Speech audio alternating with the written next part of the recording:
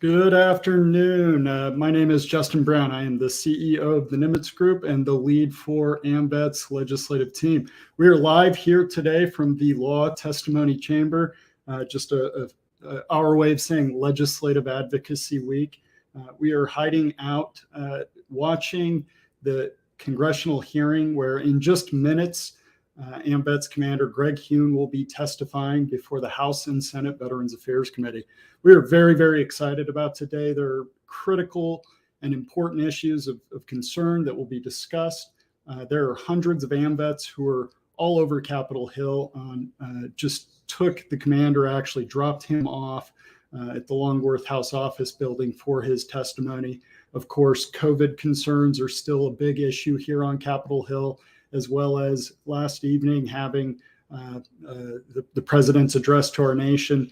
Fences are still up, as you can see in the background, but Ukraine is still a tip-of-tongue issue. Of course, joining me today is AMVETS third vice commander, Paul Shipley. Paul, great to have you joining us here today. Well, it's great to be here, Justin. I'm just so excited. I think you're muted, Paul. What's that? I think you're muted. I think you're right. All right, Justin. I'm so glad to be here today on Capitol Hill. It's so exciting to see AMVETS all over the place, getting in, meeting with congressmen. And it's just the cherry on top of the cake when you see the commander getting in front of Congress to show what we support and what we're passionate about working for here in AMVETS. That's wonderful. And as we speak, the House and Senate Veterans Affairs Committee is in session. They are wrapping up with the VFW, who is on the first panel. And of course, we expect the second panel to come up and AMVETS to address a number of issues. Paul, any insights as to what you think the commander will be addressing? Well, as always, veteran suicide is the very top of our agenda. We are passionate about reducing that number from 20 to 0. We realize it's a big goal, but that's what we're all about. We have concerns with burn pits, as every other VSO has this year. But top and foremost in our mind is going to be veteran suicide. That's wonderful. And of course, today we are, because of the strange situation that COVID and the security concerns on Capitol Hill put us in, AMVETS really, a great turnout despite all of the challenges by both the Sons, the auxiliary, the AMVETS veterans, yesterday, today, and tomorrow here on Capitol Hill. Tough to get in and out of offices, right, Paul? Are we hearing a lot about, Capitol Hill is kind of a fortress still, right? It really is. It really is. You come down here, you see this big black metal gate wrapping the entire Capitol building and all the Senate House buildings. You have to go through extra security points. It's sad to see this state in America, but we understand that that's something we have to deal with. So we are prepared, and the Sons of AMVETS did a great job organizing everything, making sure that we were be able to get meetings on the Hill, see these vital congressmen so that they can understand what we support and how we can help them to do the best things for veterans the United States needs to do.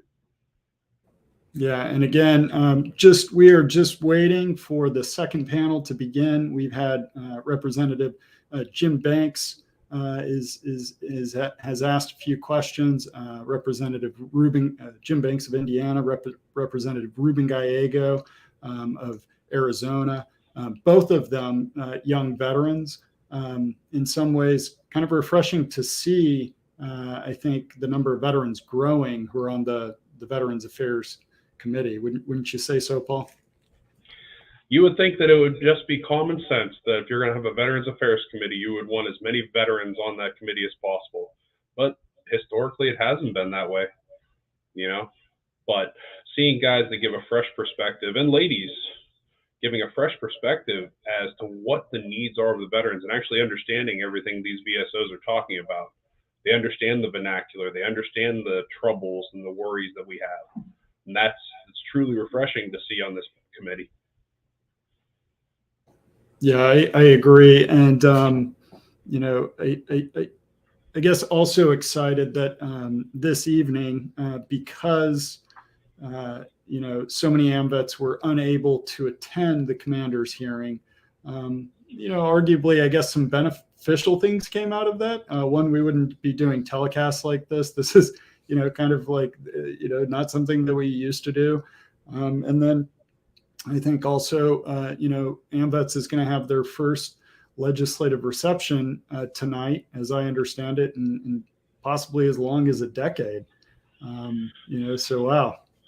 Oh, it's going to be great tonight on Capitol Hill. It's really going to be an AMVETS night here in DC. We're getting together. We're presenting some awards to some congressmen and some congressional staffers that are truly deserving of these awards for all the work that they've put in to benefit veterans. I can't say enough. We're going to be steps away from the Capitol building over here. It's going to be a truly awe-inspiring event. Once we get out of the chamber here and we're able to get down there, it's going to be a little more casual, but it's still going to be purpose-driven. You know, the purpose is to provide the services and benefits to veterans that need to be there. And we're going to let everybody here on Capitol Hill know that we are here and we are willing to say what we need to say and fight who we need to fight if need be to get the benefits that belong to veterans. That's great, Paul. And you are a testament to that advocacy, and definitely gotten the opportunity to see you work very hard on behalf of veterans in the legislative space. It's been awesome to work with you, and you know, excited to see what else we can get done. And as Paul said, we are hiding out in the law testimony chamber. We are actually just steps from Capitol Hill, but obviously because of all the weirdness surrounding Capitol Hill in the last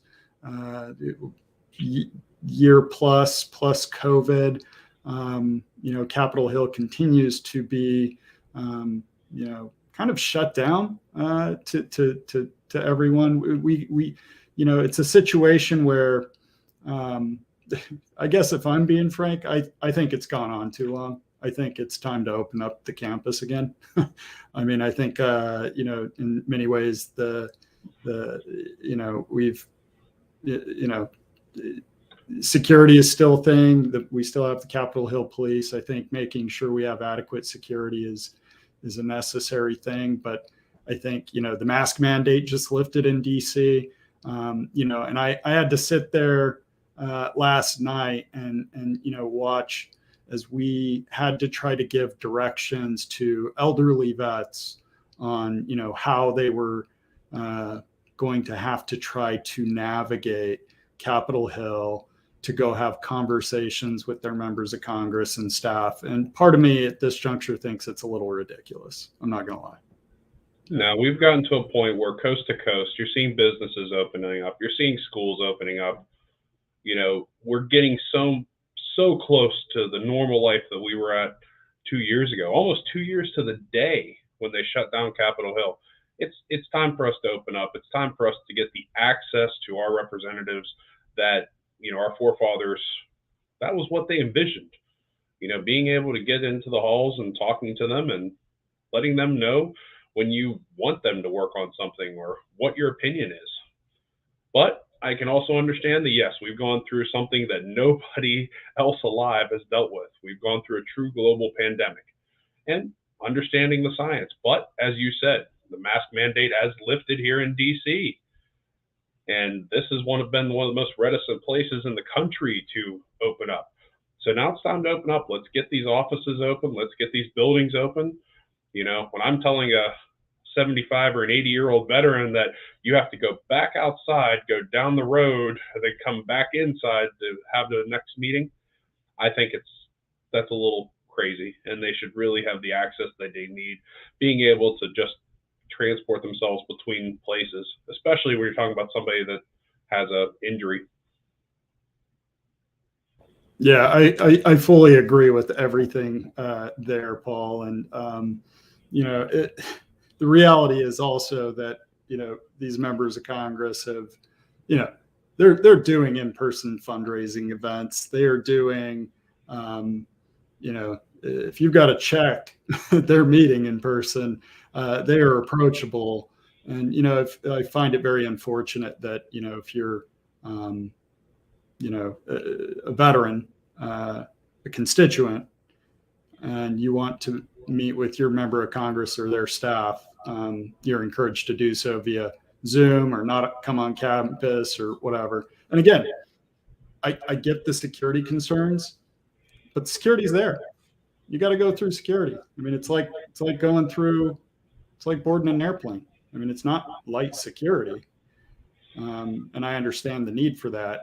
But once you get through that, you should be able to go to your member of Congress's office. You should be able to walk the halls of Congress like you used to be able to. I just hope we get back to that soon. I think the whole hiding from the general population thing has been juiced well enough at this juncture. So, anyways, that's my 2 bit on that. But again, just moments away. We are actually in the second panel for the House and Senate Veterans Affairs Committee. Currently testifying is Jeremy Butler from IAVA, Iraq and Afghanistan Veterans of America. We expect the commander, Greg Heun, to be testifying here in short order. And, I expect a pretty dynamic presentation from the commander. He's been very passionate, as you implied, Paul, about getting after mental health, getting after suicide. AMVETS has had a really busy year. I think came out really, really hard against the Senate Armed Services Committee when they, stripped language that would have removed sexual assault from the military chain of command in terms of investigating those charges. Which, what are your thoughts there, Paul? You and I have both been in the service. You and I have both watched this issue for a long time. It's incredibly frustrating. When we heard in the last panel with VFW that multiple members of this committee were talking about military sexual trauma, and how they want to provide things to assist them. But let's face the facts here. So many go unreported because so many just get swept under the rug.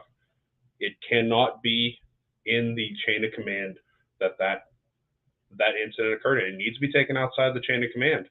It needs to be adjudicated properly, and then we can provide the services that these people need, the special types of mental health resources that only somebody that's gone through such a horrible event like that needs. But it's frustrating that so often we'll treat the symptoms, but we're not going to work on the cause. And this is that kind of case. Let's work on the cause so that we can eliminate sexual traumas in the military service. Let's make it so that these people that are willing to just hide it understand that that's not acceptable in the United States military. Everybody is a volunteer military member of the United States services. Everybody. And if we don't do everything that we can to protect them while they're in, whether it be the best equipment possible or making sure that if something happens to them, that they are supported from within the structures, then we're not doing our job properly. Yeah, I think that's hitting the nail on the head, Paul. And I've been in this veteran advocacy realm as long, if not longer than just about every post 9/11 veteran, and I've been seeing this issue since 2007. Is where at first I feel like started to raise up and become a known issue in terms of it not being addressed in an adequate way, and that we had a systematic problem. And the Department of Defense has had more than 15 years to show that they could come up with a situation that would protect service members. And I think they've failed to do that. They've just absolutely failed to do that. They continue to fail to do that. And it's time that Congress takes significant action. And in many cases, I don't even understand why these are being adjudicated in the military at all. And you're a 1L right now, Paul. You're going to law school. I mean, is there any reason that most of these cases shouldn't just simply be prosecuted in the community? Speaking as a law student, somebody that is pursuing the law, There are certain things that occur in the military need to be outside of the traditional jurisprudence system. There are, war crimes, things along those lines. Absolutely, those should not be adjudicated in a civilian court.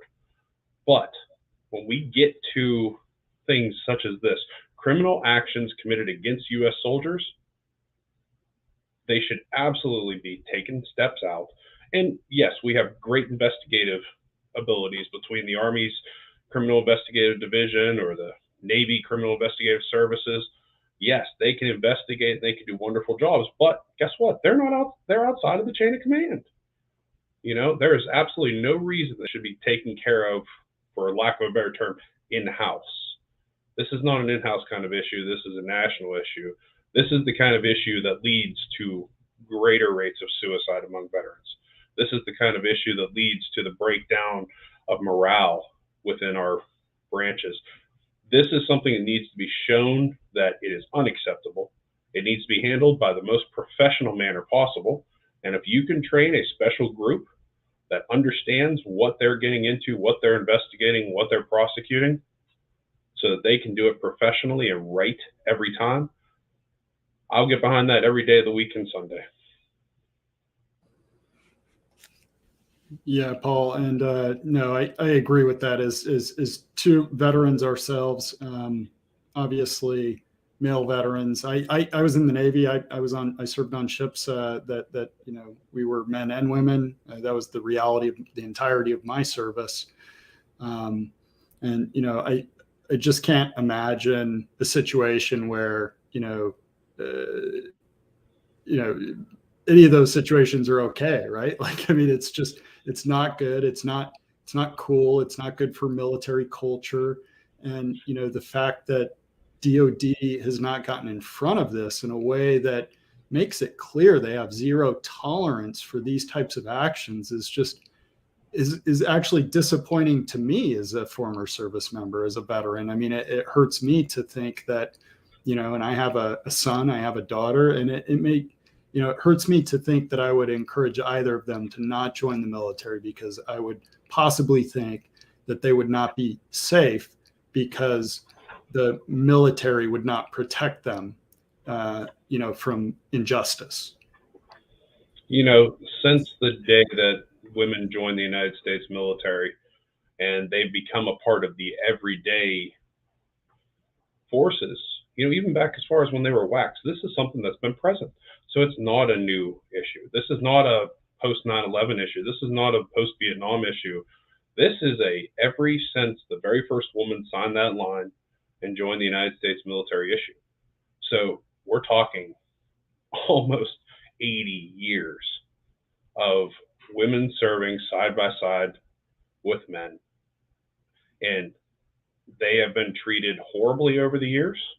A very, very dear friend of mine was in the Women's Army Corps. And then when they merged into the regular Army, she served in Korea. And she dealt with this there, and we're dealing with it now today. And it's crazy that it has, gone to that point. So I'll turn it back to you, Justin, because I guess Commander Heun should be getting ready to speak here pretty soon. Yeah, so we are currently Wounded Warrior Project is on the House floor. I think we're just a little over 5 minutes until we have the testimony for Commander Heun. I don't know if we can go ahead and get the muted video up there, but I think it's going to be the Wounded Warrior Project, and then I think Vietnam Veterans of America, and then I believe Commander Heun will be testifying right after that. And as you can see, Mike Lennington actually bringing up military sexual trauma. You can see that in the closed caption there, highlighting, I think their concerns as well.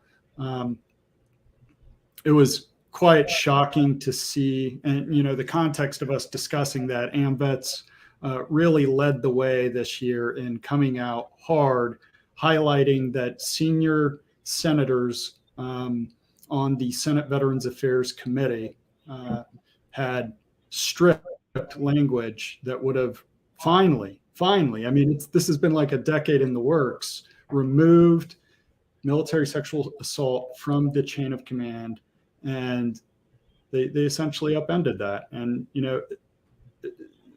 to say it's not frustrating when it had already passed the committee, these men and women these senators had already voted for this to pass out of the committee. They had voted for the bill to pass through the Senate, and then they stripped the language after the fact in what is called conference. So conference is essentially where the House has passed a bill, the Senate has passed a similar bill, but both bills are not exactly the same, and they meet. These conferees is what they're called. They meet and they hash out the differences between the bills, and they use that opportunity to pull the language out of the bill. And of course, this was highlighted in every major news publication. AMVETS via Joe Chinelli and Greg Heun really led the way on highlighting this issue and fighting it. And we fought with Senator Gillibrand, who was a real champion in trying to go after this issue. And overall, I just think incredibly disappointing. And I don't know what's going to happen with the rest of this Congress. I mean, we have an election coming up in November. It's going to be very contentious. Obviously, we had a disastrous year in many ways last year for veterans. We had what I just talked about, this really terrible situation with senators doing secretive things that frankly I think will harm service members. You had the disaster of a pullout in Afghanistan. You've got today in the background you can see we're dealing with Ukraine and all of that. So I think just a lot of things going on in the veteran community, wouldn't you say, Paul? Yeah, I mean, I had a very big split in feelings that day. I was extremely frustrated that at the 11th hour they would pull something that had been through every level that could be vetted out of that bill. It's so frustrating. But on the same time, I was so absolutely proud to be an AMVET that day. When I saw the letter that came out from our national headquarters, just ripping into and chastising everybody that had a part in pulling this out. And this is something that absolutely needs to be dealt with. It cannot be something that's pushed to the back. It cannot be something that's stripped in the 11th hour. These are protections that need to be there, that need to make sure that our service men and women are protected in the best way possible. But like I said, this is something that AMVETS has been truly passionate about for the past few years. Ever since Commander Brown came on, we really got on board with veterans issues, with women veterans issues, and we support women veterans. We are the most inclusive veteran service organization that there is. There is almost no bar that if you've served, you've signed the line, you can be an AMVET. There's almost nothing that bars you from being an AMVET. And we want you here. We want you to know that you have a home here. And we want you to know that we're going to fight for the issues that are important to you, whether you be a women veteran, a male veteran, World War II veteran, an Iraq veteran, an Afghanistan veteran, or veterans of whatever future conflict that this United States may end up in. We want you to know that we support you and we will help you. And we will stand up for you in Congress. We will stand up for you in the streets. We will stand up for you this year for if you are missing in action or you are a prisoner of war. We'll be here to show you with Rolling to Remember every year. We want everybody to understand that these kind of issues cannot go by on the wayside, that we will stand up. We will be that scrappy organization that comes out and holds feet to the fire, and we'll get in their face and let them know that we're not happy about something. But we will also give credit when it's due. In fact, we're giving some credit tonight to some people that have worked really, really hard on veterans issues. Working to get dental care for veterans across the panel. People that have worked their butts off helping us to get the best legislation passed as possible to support veterans. Yeah, Paul, I love everything you said about that. And I find it to be so true in my time being involved with AMVETS, just what an open community it is across, I think generations, but also gender. I think, AMVETS has really led the way in highlighting, needs for the LGBTQ community as well as racial issues. And, I think it's been really great to be a part of, and see AMVETS really be forward leaning in terms of the diversity of the military community, especially as it relates to policy, but also in terms of the politics and policy. I mean, AMVETS was one of the only organizations that former President Trump went to their convention, but then tonight they're also giving an award to Bernie Sanders. So but who's done a lot of hard work in trying to get dental for military veterans, and deserves credit where it's due. And also giving an award tonight to a 3-star, or I don't know how many stars, but former General, Marine Corps General Jack Bergman, who's from the Upper Peninsula in Michigan, and again, offsetting that with Pennsylvanian from Democrat Chrissy Houlihan, who's also a veteran. So it's been great to see our agenda, I think, go really after the issues, really build up advocates, frankly, regardless of their politics usually, and more or less building up supporters based on what do they want to do for veterans, and how do they want to be part of the solution, and how can AMVETS help some of these policymakers have a real impact on Capitol Hill. And it's been a lot of fun. We are just waiting, as you see, for Vietnam veterans. I think let's go ahead and click into the stream, Miles. I think we are going to have our committee.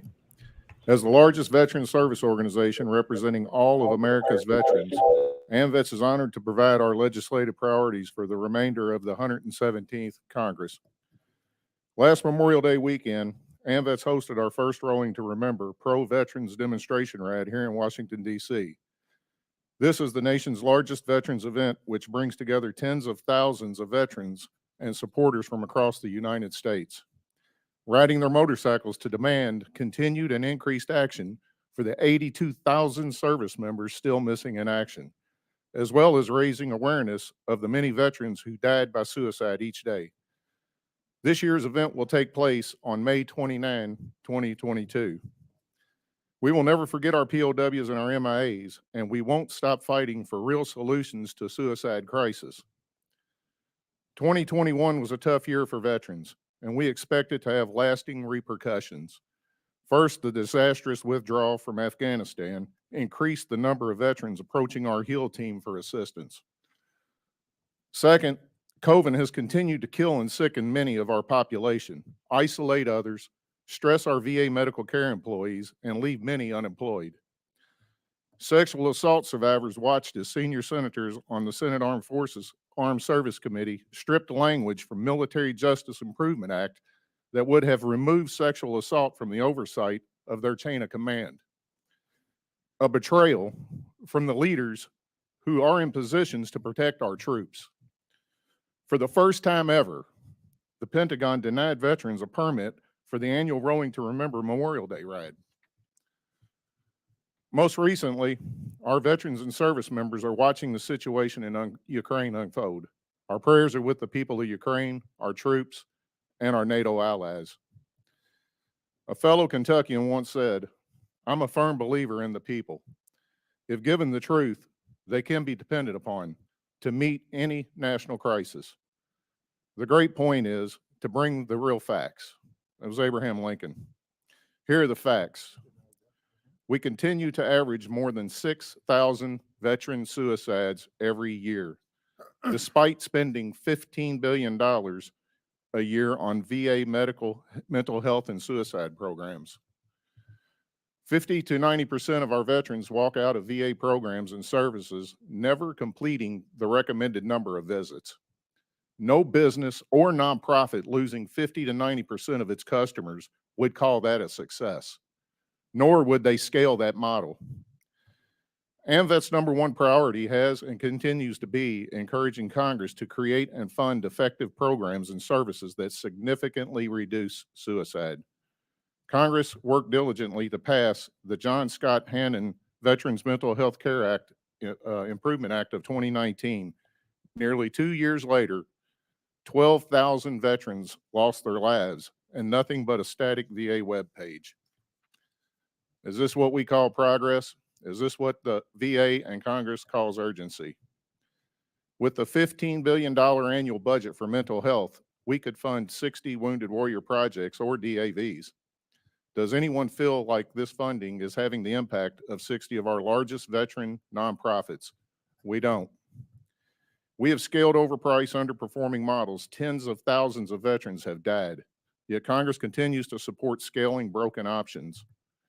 Many members of Congress have continued to argue on behalf of this broken model while failing to do due diligence on the available alternatives, failing to look into the extraordinary dropout rates of VA programs and services, failing to hold meaningful hearings that include researchers that have highlighted the poor outcomes occurring at VA, failing to hold hearings that include individuals who have presented robust longitudinal data on new and novel approaches that are resulting in veterans living high-quality lives, failing to conduct significant oversight, travel to better understanding the available alternatives.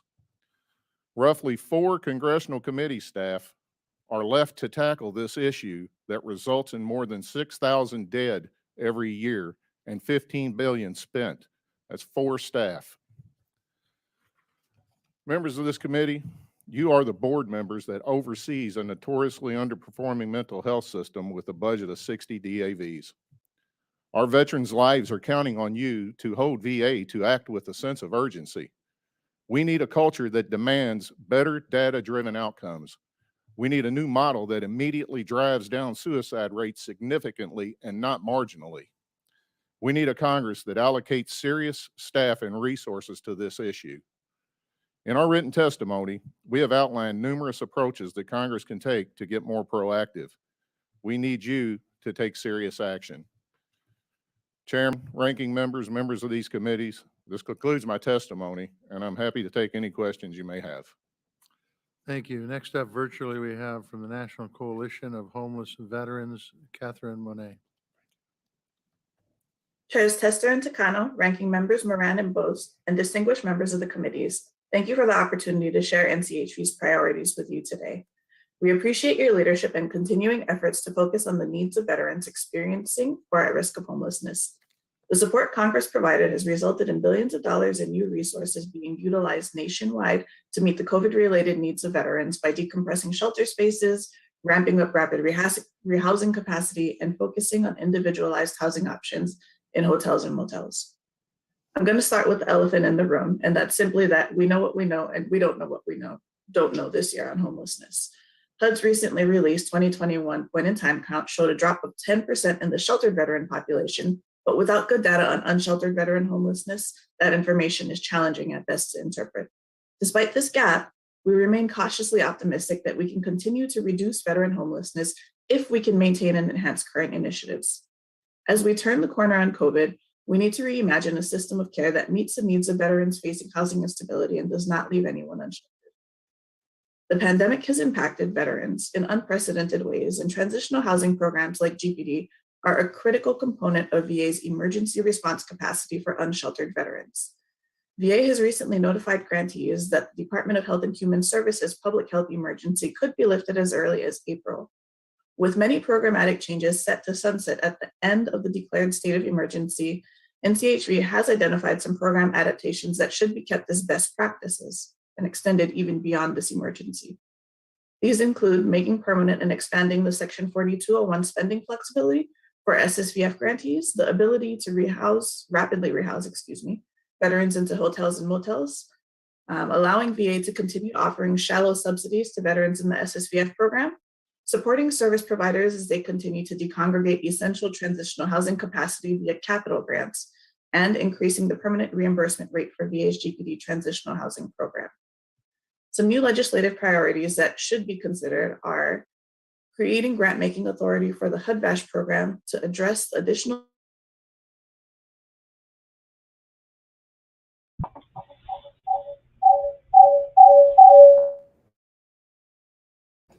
All right. Well, as you saw, Commander Greg Heun has just testified on Capitol Hill.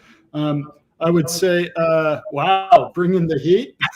So Obviously very passionate about what he is doing as commander and, as what AMVETS has done over the last number of years. What are some of your initial thoughts, Paul? I mean, Commander Heun really put some feet to the fire today. It's true. There are so many things that the VA does great, but on the suicide question, they haven't been doing so great. They will say they want data-driven stuff, but they don't want to listen to new data. They just want to throw the same solutions at the same problems, just go cyclic all the time. And Commander Heun really highlighted that in his testimony today. We have an act that has been passed. They're not working on it. We worked hard to get that legislation passed, and they're not enacting it. So it's absurd. It's absurd that we are just going to try and use the same solution for the same problem. If it's not working, you need to make changes, and that's what Commander Heun's pushing for here. And he's righteously angry because we aren't seeing changes. We went from possibly 22 to 20, but once again, the data we didn't have was all that great. There were states that hadn't reported. We're taking that from an internal VA. What about all the people that aren't in the VA? Yeah, So, and absolutely. no, you're hitting the nail on the head. I love how I love it every time I hear this idea that we need to, from the proponents of doing the same thing or expanding the status quo, how they say we need to do, we need to stand by the evidence and be scientific. And I agree. So please bring me a longitudinal study showing that anything we've been doing in the last 2 decades is resulting in veterans living higher quality lives over time, right? Does that exist? I don't think that exists, but if that exists, we will go away. Well, Justin, I'm a therapist. And one of the things that you learn when you're working with people that are struggling with mental health is it is not a one-size-fits-all treatment. Things that work for you may not work for me. Things that work for me may not work for you. So we can't tie ourselves to very minimal variety of treatment modalities and expect that to work for everybody that comes in, especially when we start talking about people that have multiple deployments, polytrauma. Now you're also talking about people that possibly have substance abuse disorder and multiple issues that are affecting them, from TBI to everything. We can't say that this is what we have. Here's some pills, here's some treatment, get on your way. No, we have to look outside the box. We have to find solutions that will truly benefit veterans. We cannot sit to the side and just say that, oh, I'm so glad you're spending more money on the problem. No, it's not money. It's solutions we need. Yeah, and I think that's right? We spent the entire last Congress arguing over, proponents of, VA mental health being the best thing since ever, really wanted to argue and put all of these outcome requirements based on, anybody that got like these nonprofit grants or any alternatives, which I don't necessarily have a problem with. But I feel like doesn't actually exist for the $15 billion that we spend within the VA, right? Like there is no outcomes-based measurement. There is no requirement or frankly, even any meaningful data tracking. And, and what kills me is that, the arguments I hear on that are along the lines of, oh, it's hard.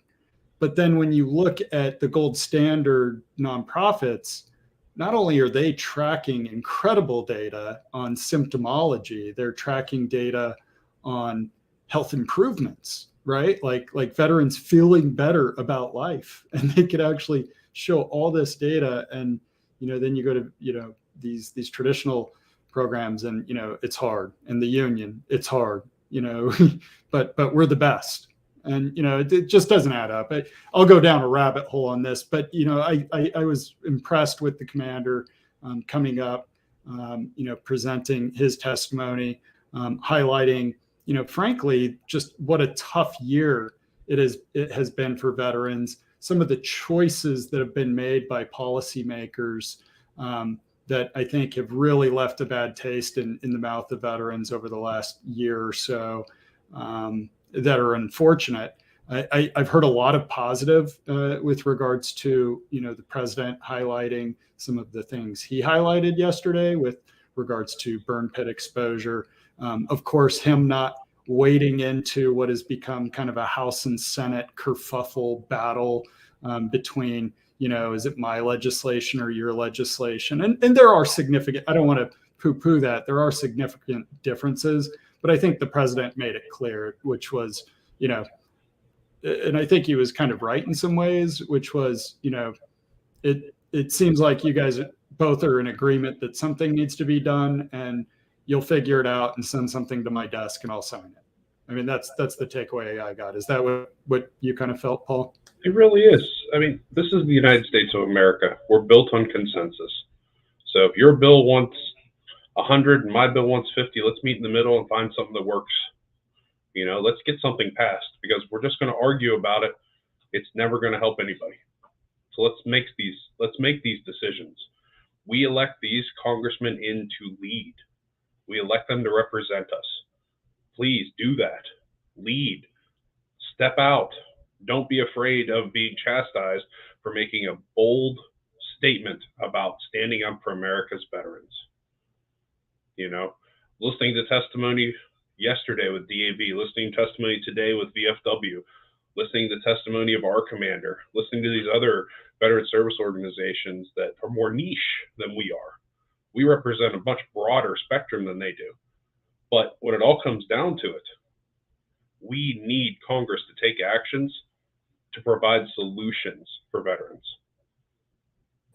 In-house fighting and arguing back and forth over mine's better than yours does nobody any good. We absolutely have to take the steps to support veterans in the United States. And that's it. And that's what Commander Heun is frustrated about, what I'm frustrated about. Burn pits are absolutely important. I have a service connection for a burn pit related condition. From my time in Iraq, we drove through smoke all the time from burn pits. We slept in housing pads right beside burn pits where they would throw batteries, diesel fuel, whatever was around got thrown into those pits. And we breathe that in. Yes, that is absolutely important. And we do not want it to turn into another Agent Orange situation where it's 50 years down the road before somebody's getting the treatment and getting the recognition that they need. But if we're just going to sit here and spin the same wheels in the same mud, we're not going to make any progress. And we have to find progress in these kind of things. Spin the same wheels in the same mud. That sounds like something I'd expect from a Marine or an Army veteran, but I love the statement. And I can say the same propeller in the same water, but that doesn't really work all that well. Fair enough. We currently have the Service Women's Action Network just wrapped up their testimony. We have probably another 3 testimonies, quite a few testimonies on this second panel before it gets to the Q&A. But, an exciting day here on Capitol Hill. Later this evening, AMVETS again to give awards to Marine General, former Marine, well, once Marine, always a Marine General, I'm sure, but a current representative from the state of Michigan, General Jack Bergman, for his efforts, frankly, in working on a mental health grant program to try new and innovative things, to have VA help nonprofits try new and innovative things to get a handle on mental health and suicide. Chrissy Houlihan was the lead Democrat on that legislation. And then 2 staffers, one Patrick McGuigan, who is himself an Army, I want to say Afghanistan veteran, but he could be both, and or I could be completely wrong. He's definitely one or the other, but a great young man working on Capitol Hill for Senator Bozeman of Arkansas, who has been a longtime player in the veteran space. I've known him since he was a freshman congressman, where he started on the House Veterans Affairs Committee. And what a lot of people don't know is one of the lead guys that probably did more policy work on post 9/11 GI Bill than just about anybody and not get any credit for it. So he did a ton of work as the ranking member of then the Subcommittee on Economic Opportunity. And, overall, just one of the nicest lawmakers, you could ever meet. At the time, a female from South Dakota was the chair of that committee. Stephanie Herseth Sandlin was also a very awesome and kind person, since lost her election to Kristi Noem, who's still a member of Congress. But so we'll be giving an award to his staffer, Pat McGuigan, again, Army veteran. And then we'll also be giving an award to a young man and veteran himself named Assam Atia. He has been the lead staffer for Senator Bernie Sanders and has really just been, I would say, starting fires all over the place trying to get veterans dental care, expanded dental care, which, what are some of your thoughts about that, Paul? I am a user of the VA medical system. I am, generally not a fan of trying to use VA at the DC VA Medical Center, but I love my DC. I love the VA Medical Center in my home city of Salt Lake City. I can't walk down the hall and not get offered a ride to my appointment on, a golf cart. It's just such a great medical facility. I've gone in with an infected hand and had field surgery, in, out, no appointment, and an hour and a half with meds. Where can you find that in the private sector? I don't think you can, right? Oh, you absolutely can. All of my care is with the VA healthcare system in Pittsburgh, Pennsylvania. They have a wonderful partnership with one of the leading medical centers in the world, the UPMC system. So we're getting surgery, cutting edge procedures, and the best surgeons in the world. And it's all part of the VA system. Our healthcare is excellent. Now we just need to get our mental health care up to be on par with our physical health care with the VA system.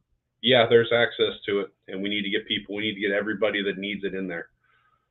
When it comes down to it, I love my healthcare system, and getting access to it, I wish I would have known more about it when I got home from Iraq.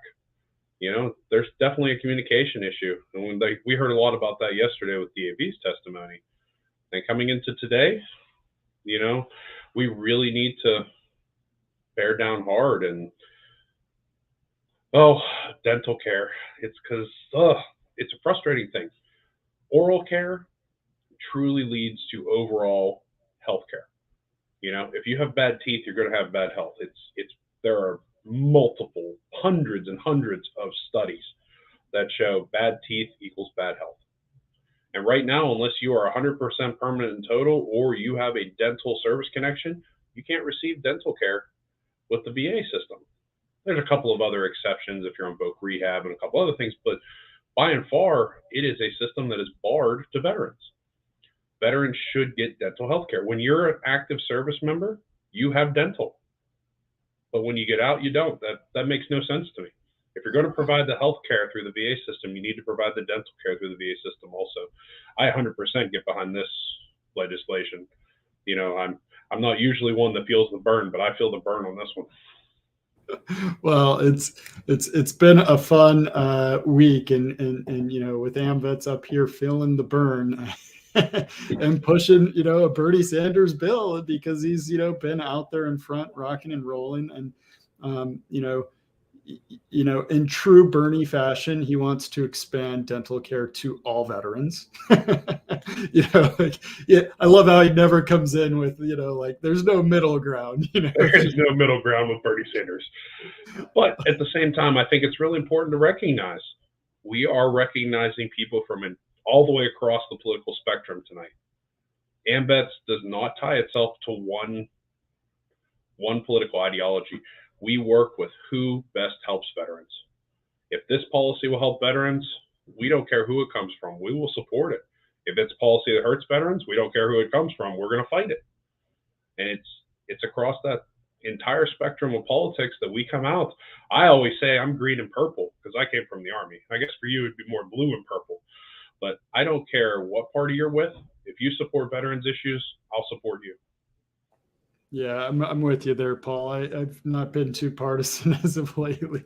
I find myself often frustrated with, either of them sometimes on certain issues. And, it is what it is. I think we've started to build real coalitions. Frankly, I think where we've started to see the most traction with regards to Congress and mental health is, frankly, with military veterans.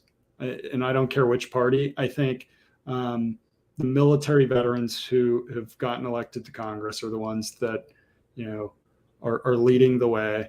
And then I think also the members of Congress who've just been doing this for a long time, right? Senator Bozeman, like I said, has been on, I'm pretty sure he was a freshman on the House Veterans Affairs Committee in 2006, I want to say. And, so that's a long time to have seen this issue firsthand and to continue to see, really the same outcomes while you've just continued to increase year after year after year, more and more money for the same things and not getting any different result. So, I think we've seen that with appropriators as well, who are just tired of throwing money at this issue.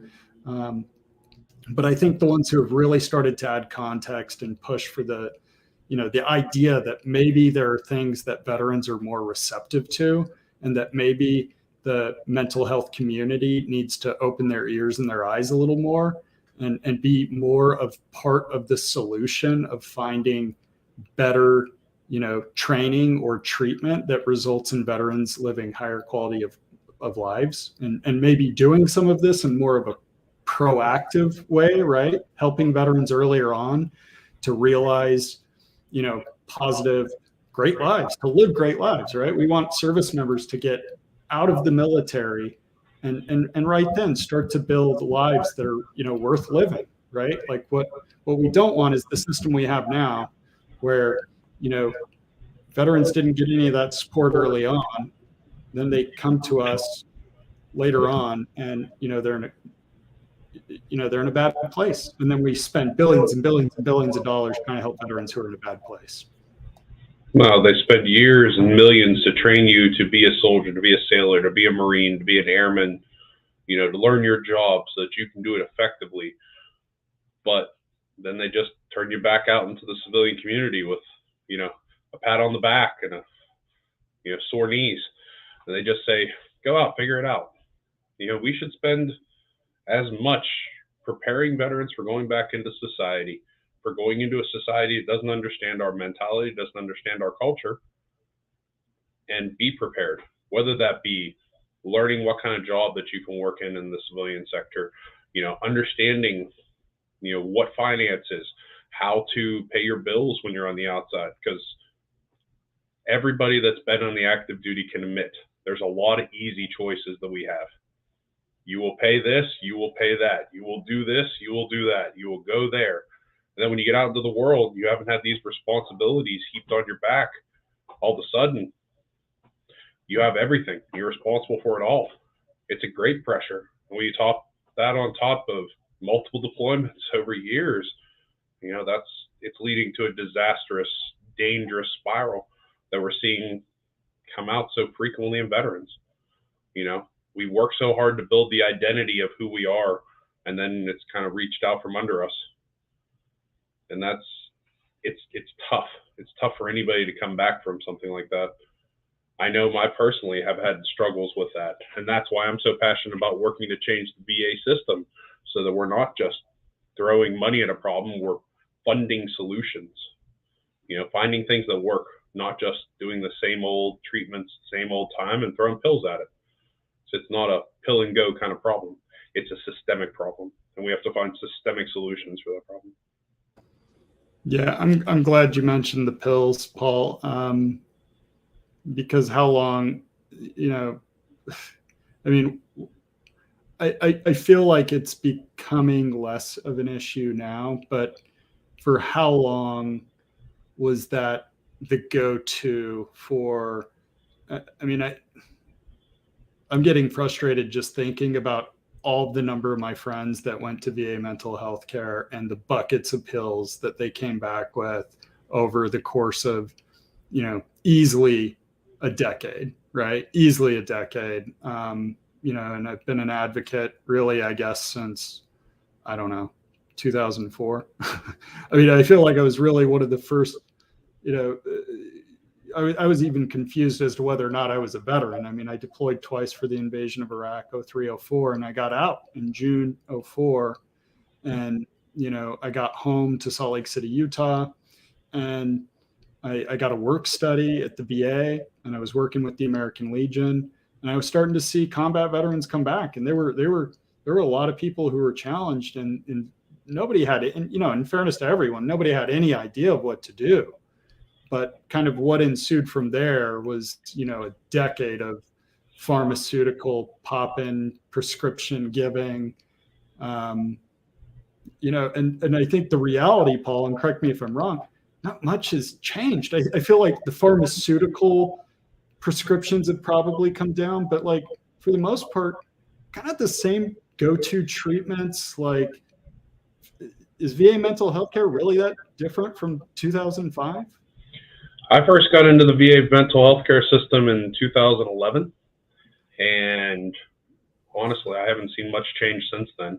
But the VA, when it does some pilot programs, we've saw great things with the EMDR at VA hospital. We've seen great things with, the computer systems, the Brave Mind system that we saw used in San Diego. These systems, and then you see great data for the results coming off them. But then when that program ends, they don't go any further with it. They don't spread it to the system to let veterans all across the country, all across the world, get access to these new things. Yeah. We talk about post-traumatic growth. It's funny you say that, because the commander in his written testimony, he does address that. He addresses the fact that, he addresses a few things. One, he addresses that Congress kind of, as it relates to mental health, they essentially do like the same 5 things just every couple of years, right? They increase money for practitioners in clinical space, and they increase money for scholarships, and they increase money for research for like the National Mental Health Research Center, or the PTSD Center, whatever it is called. That hasn't produced anything that we would call groundbreaking or earth-shattering, but we just keep throwing money at them, and so these same things keep happening every few years, and the legislation all looks exactly the same, and we're not getting any different results, and nobody should be surprised. Obviously, I mean, we're doing the same damn thing and expecting a different outcome, but I think the commander highlighted one thing that was different, and that was in the Clay Hunt Save Act, and it required the VA to work with nonprofits with regards to best practices. And I would love to hear Congress ask the VA what one best practice they've implemented from any nonprofit across the United States of America. I think it'd be a very quiet room when you ask that question.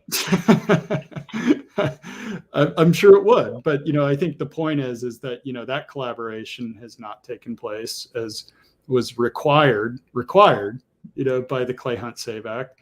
And I've done videos on this before, Paul. When you go back and you look at the bill signing of the Clay Hunt Save Act, I mean, you would have thought we were ending World War III. I mean, it's like Obama, it's in the East Room, everybody's there, it's beautiful, like it's this huge ceremony. And like, I think you fast forward to like where we're at today, and it's like, did it do anything? Like at all? Like, I don't, I'm not trying to be, too rogue here, but like, I don't know that it did. I mean, they gave, this reporting requirement to one of their biggest contractors, to write up this report that they send to Congress that Congress doesn't read. They haven't done anything with nonprofits in terms of innovation. And, so, I mean, I think the challenging and frustrating part as I kind of rattle through this is like, even if Congress passes these laws, like, I don't know. I'm not going to be hopeless anymore, Paul. So, but we continue the good fight, and every day we're up here working hard. It's been an honor to work hard this year with Paul, and Commander Heun and Joe and the whole team. I'm trying to figure out where we're at on, looks like we are possibly into questions. I don't actually know who this person is that's testifying right now. It's probably someone from the National Association of State Directors.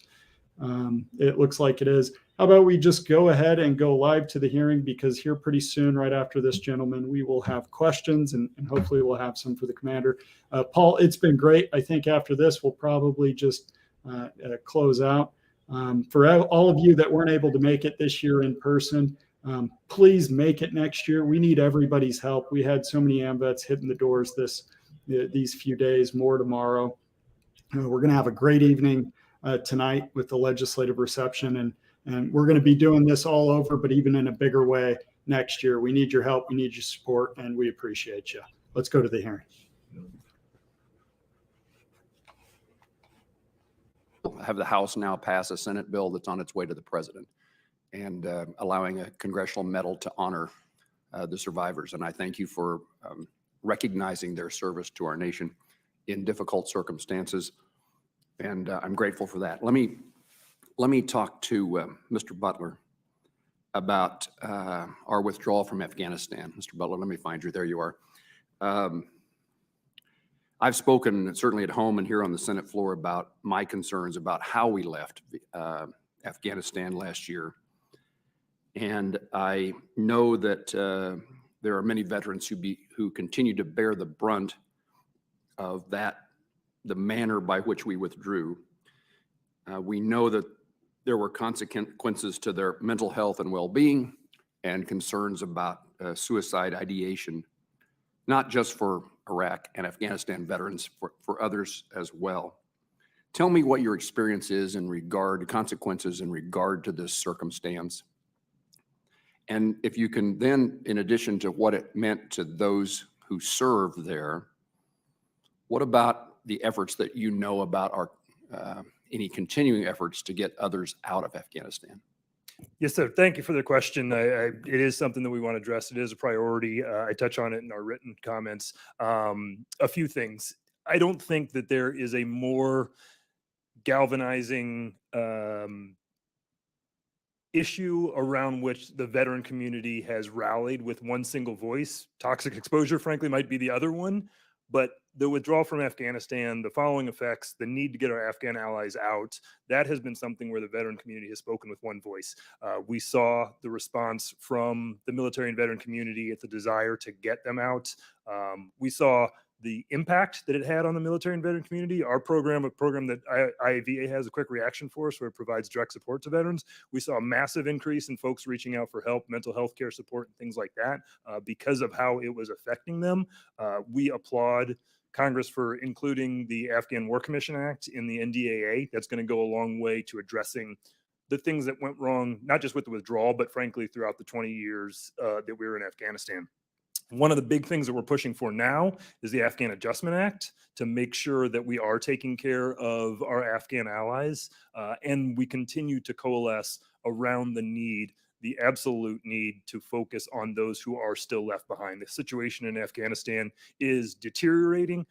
It seems very evident the Taliban is taking advantage of the fact that the world has shifted their attention to Ukraine to do things like literally not allowing women to leave the country anymore. That's something that was just announced by the Taliban within the last few days, obviously because the world is not paying attention anymore, and we have to make sure that that isn't allowed to happen, that we continue the focus to not only get our allies out, but to then make sure that they're taken care of when they get to the U.S. or whatever country they're going to settle in. Just in Kansas alone, or at least in our office, Kansans provided us with the names of 1,000 individuals, 1,000+ individuals who were still in Afghanistan asking for our help for their departure. And I don't want the focus to be not shine as well. Ukraine is an important issue at the moment, important and tragic, but there is people who still are in need of our help, and there's ways that we can help you or you can help us in that regard. We volunteer. Thank you. Thank you, Mr. Chairman. Turn to Ranking Member Bost. Thank you. This whoever would want to answer this, you know, we're hearing concerns in our office, both in district and then here also through other members that know of the position I have with the Veterans Affairs Committee, that people are still having trouble getting appointments into the VA. We're also hearing that many of them, and I'll give you an example of one particular legislator that brought this to us, and we tried to deal with it. There was and basically it's not fulfilling the Mission Act like we put it in place to do. We had one veteran that was actually in the middle of receiving chemotherapy and received a letter from the VA that they needed to return to get that chemotherapy at the VA. And when they got to the VA said they didn't have room for them and they wouldn't understand why they interrupted that. Are you hearing concerns like this where many of your members that might be in rural areas around the nation are having the same type problems of still getting care and service? Ranking Member Boss, this is Lieutenant General Lennington from Wounded Warrior Project. Continuing, we believe the VA is the best place to get care for veterans, and that's as evidenced in our annual Warrior Survey, where the majority of our veterans get their health care from the VA. And even during the period of COVID, 7 in 10 got medical support, telemedicine from the VA, and 81% were happy with that. That said, we do need to continue to provide access to veterans in more robust manners through the community care program. That was part of the Mission Act that still needs to be enacted in areas where veterans are having difficulty. I'll tell you that the Staff Sergeant Parker Gordon Fox Suicide Prevention Grant Program, as part of the Commander Scott Hannon Act, needs to be implemented quickly, because there are a lot of community-based programs where veterans aren't able to get care that they can get care utilizing that grant program. Representative Boss. Yes. This is McNeil for the BVA. There's an issue with the community care-based program, which part of it may relate with the VA. The fact that we could identify a veteran that's in crisis, but for flag when he checks in, but when you have an MST veteran or a blinded veteran, you can't identify them when they go to the VA or to community-based plan. And there was a recent issue where a female veteran MST went to a CMP, and it was a male clinician that was going to do the exam, and she ran out of there. And I thought it was something that should have been looked at. If you could identify a troubled veteran has PTSD, why can you not flag the MST ones so they're aware that they're there, and a blinded veteran that are aware, instead of asking the question? Sure. Others? We didn't have much time. Let me just say thank you to all of you and for the services you provide. You're our front line, and you give us the information that we need. I appreciate each and every one of you. And with that, Chairman, I yield back. Ms. Underwood. Thank you so much. And thank you to our representatives from the VSOs who are here with us today. It's been an honor to work alongside you on behalf of our nation's veterans, including via my Protecting Moms Who Served Act, which President Biden signed into law last November. The Protecting Moms Who Served Act is a historic step to provide our veterans with the world-class maternal health care they've earned. And the bill commissions the first ever comprehensive study of maternal mortality, morbidity, and disparities among veterans. And it also authorizes $15 million in new funding to strengthen VA's maternity care coordination programs. The Wounded Warrior Project not only endorsed this bill, but also worked tirelessly to build momentum for the legislation to pass in the House and the Senate. And I am so glad that we have Lieutenant General Michael Lennington, the CEO of the Wounded Warrior Project, with us today. Lieutenant General Lennington, as we prepare for the fiscal year 23 appropriations process, can you describe why it's so important to fully fund the Protecting Moms Who Served Act authorization and ensure that VA's maternity care coordination programs have the staff and resources they need? Representative Underwood, first of all, let me just say thank you for championing that legislation, Protecting Moms Who Served Act. It was a critical piece of the legislation. We were very proud to support it. And we know that comprehensive maternity care is absolutely critical for all women veterans that choose to become moms. We also know that women veterans using VA maternity care are more likely to experience pregnancy complications, and for a variety of reasons, because they've been deployed, have PTSD, have MST in their background, et cetera. I can't think of something more important next year is to extend that $15 million funding into subsequent years. So we appreciate you letting us know about that legislation. It's certainly welcomed, not just from our women veterans, but from all of our veterans that want to support our women alumni. Well, thank you, sir. We're looking forward to working with you on that appropriations process. This week, the House of Representatives is preparing to vote on the Honoring Our Pact Act, a bipartisan bill that will finally provide access to VA healthcare for more than 3.5 million veterans exposed to toxic substances. I'm proud to be an original co-sponsor of the Honoring Our Pact Act, which is a full accounting of the true cost of war. And I appreciated the recent comments from Jeremy Butler, the CEO of the Iraq and Afghanistan Veterans of America, who emphasized the need for the Senate to follow the lead of the House and take comprehensive action on toxic exposure legislation. Mr. Butler, last month you explained on CNN that the piecemeal legislation passed by the Senate basically does about a third, that's a quote, of what VSOs have been calling for in legislation to address toxic exposures.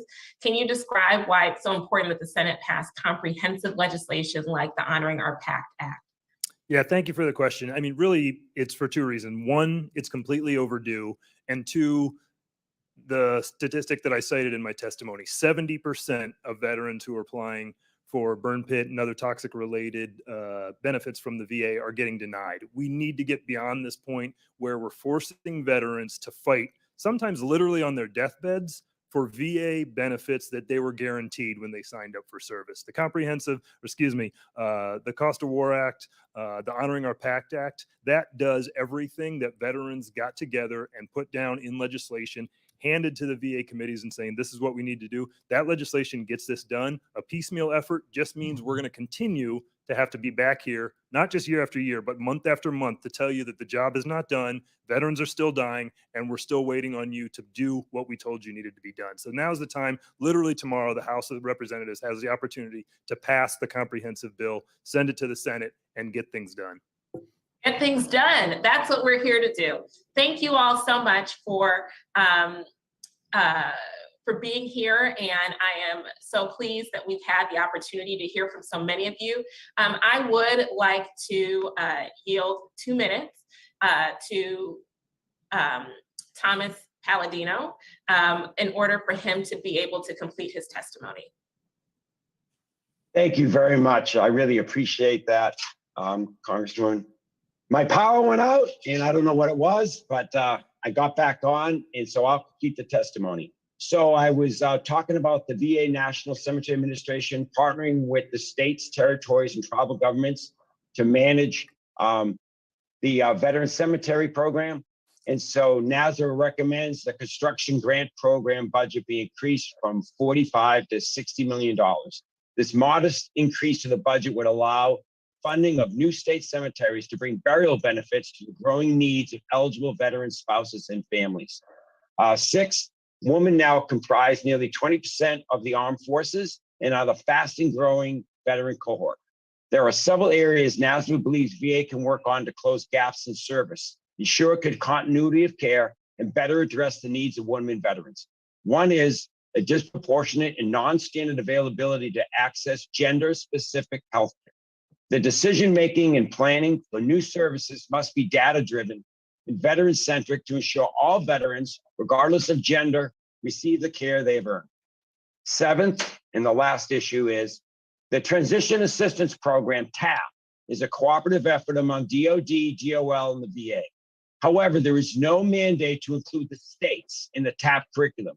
It is a major challenge for transitioning service members to connect with state benefits and services that are available to them.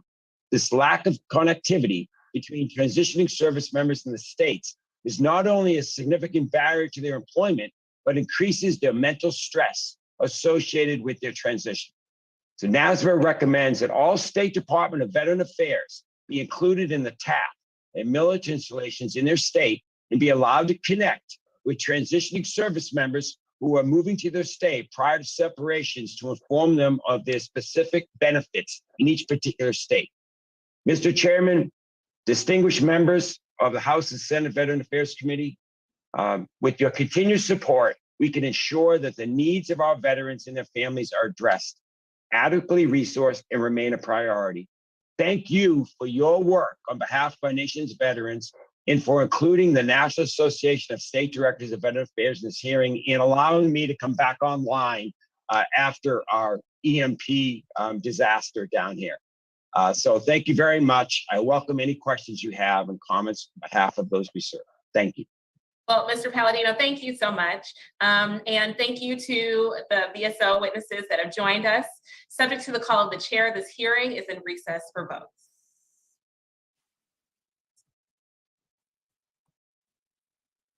Okay.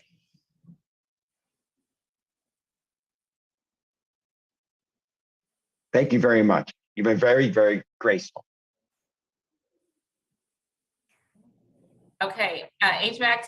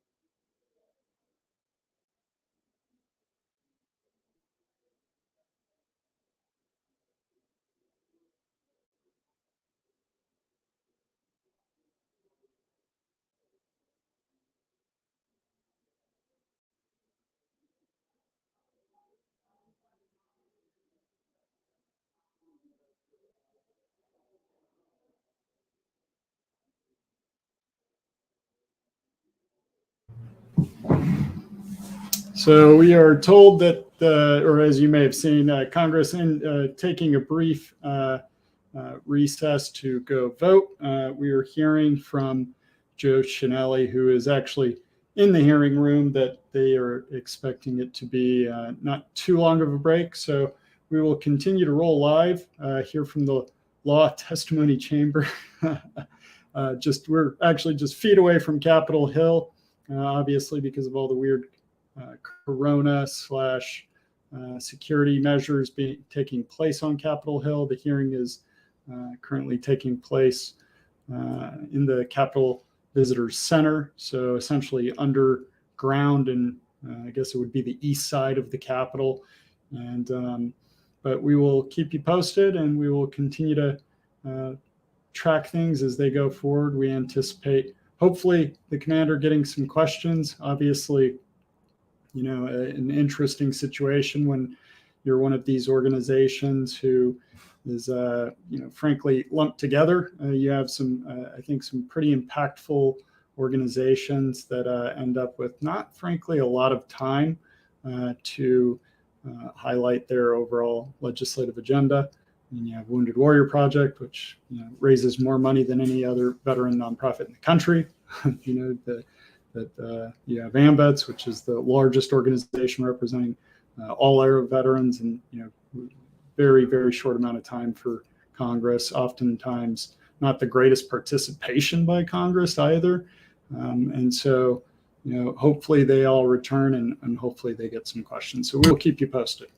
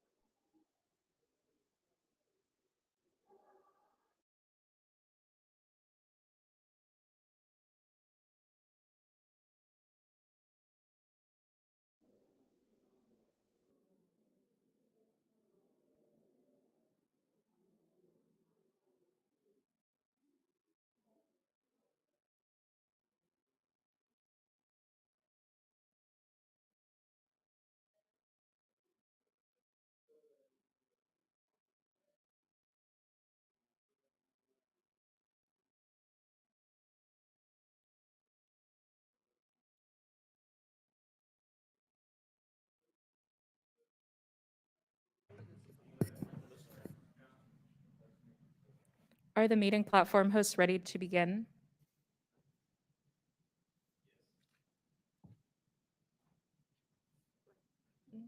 Yes. Yes. Daniel, are you ready to begin?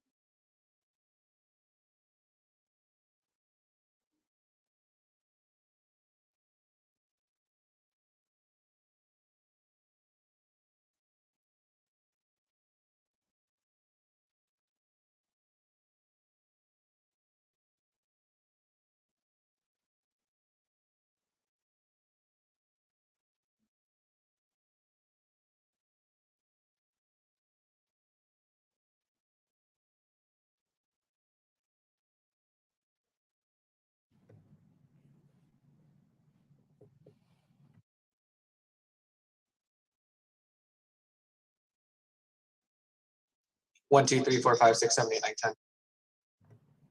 Are the meeting platform hosts ready to begin? Yes. Mr. Chairman, are you ready to resume the hearing? Yes. Please provide a 5-second countdown. 5, 4, 3, 2, 1. I bring the meeting back to order. I recognize myself for 5 minutes. I have a question for General Lingington. You mentioned the importance of VA's successful implementation of the Electronic Health Modernization Program. Are there any capabilities and services that VA is not able to provide veterans with their current system that you would like to see provided? Representative Mervin, I'm going to have to get back with you on that. If you don't mind, I'll take that one for the record. I'm not an expert on VBMS or the EHR. I do know that it's 20 years overdue. I really applaud the work of DOD and VA and the Congress to finally collaborate on a single solution, but I do not know of any capabilities that we'd like to add to the current system. Okay.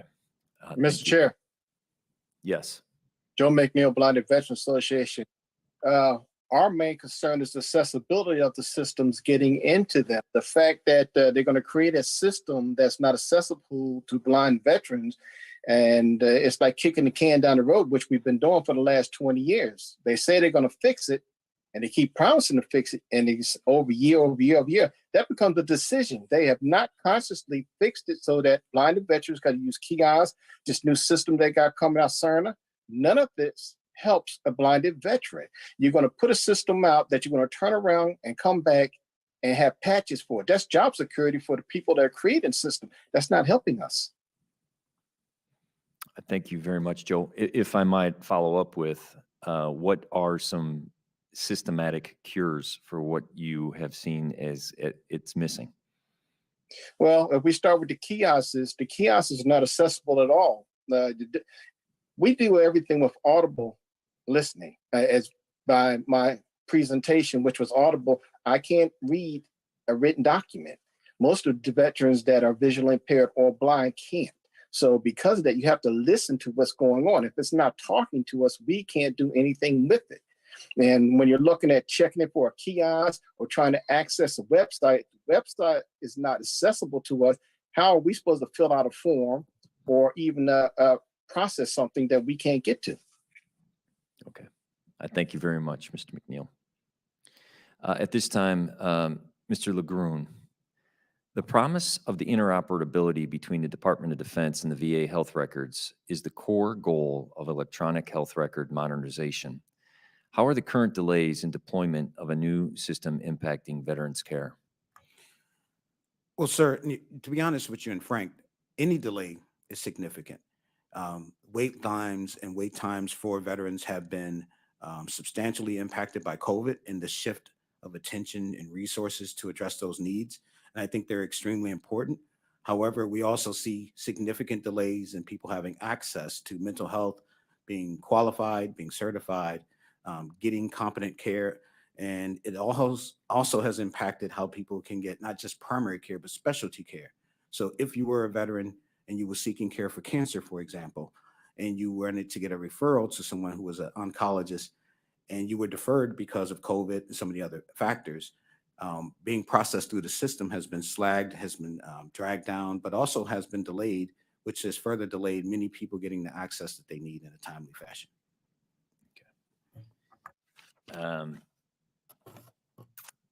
Mr. Butler, the Secretary has taken several important steps during this past year to ensure that the department is welcoming to all veterans, no matter what their gender, race, sexual orientation, or background. Last summer, VA completed the department-wide review of by the Inclusion, Diversity, Equity, and Access, or IDEA Task Force, which came up with a number of very useful recommendations toward improved inclusion and equity. My question for the witness is, how is VA doing? How well has the department doing in creating a welcoming place for all veterans? And would you like to see more collaboration and coordination between the department and the VSO community regarding equity and inclusion? Yes, sir. Thank you for the question. And the short answer, and to start really with your last question, is absolutely yes. More collaboration is the key. We were actually talking about that in between here on the panel. And we look forward to not only having more of an inclusive panel as you've done this year, continuing that to give more organizations the opportunity to speak directly to you. I think Secretary McDonough has been doing a great job of opening things up, communicating directly with more of us. We welcome more of that. One of the things that we've been pushing for, and it was great to see an email coming out from the VA just last week, was on changing the motto to something more inclusive. So that's something we've been pushing for a long time. So there is still always more work to be done, but I think we're moving in the right direction. Thank you, Mr. Butler. At this time, I'd like to recognize Congressman Bergman for 5 minutes. Thank you, Mr. Chairman. First of all, thank you to all of you veterans. Welcome home. Can't say that often enough. Thank you to all the VSOs present today, and especially anyone who might have traveled from Michigan here to DC. We're having a wonderfully nice spring day, which we are not in Michigan, but that's a different story. Commander Heun, I've read your testimony and have heard you loud and clear today. I share your frustration. We cannot continue to fund the same types of programs and expect a different result. We know that is the absolute definition of nuttiness, okay? I champion the grant program that you are referencing in your testimony because I believe that we have to be more innovative with veterans' mental health. And as you mentioned in your testimony, we have to move forward toward an outcomes-based model. Fund what works. Fund what leads our veterans toward happier, healthier, more productive lives. Seems simple. But as you note, the VA seems to really not have a sense of urgency in implementing what could be life-saving measures. So what can we do to put pressure on the VA in a positive way, hopefully, to act with some sense of urgency? Thank you, Congressman.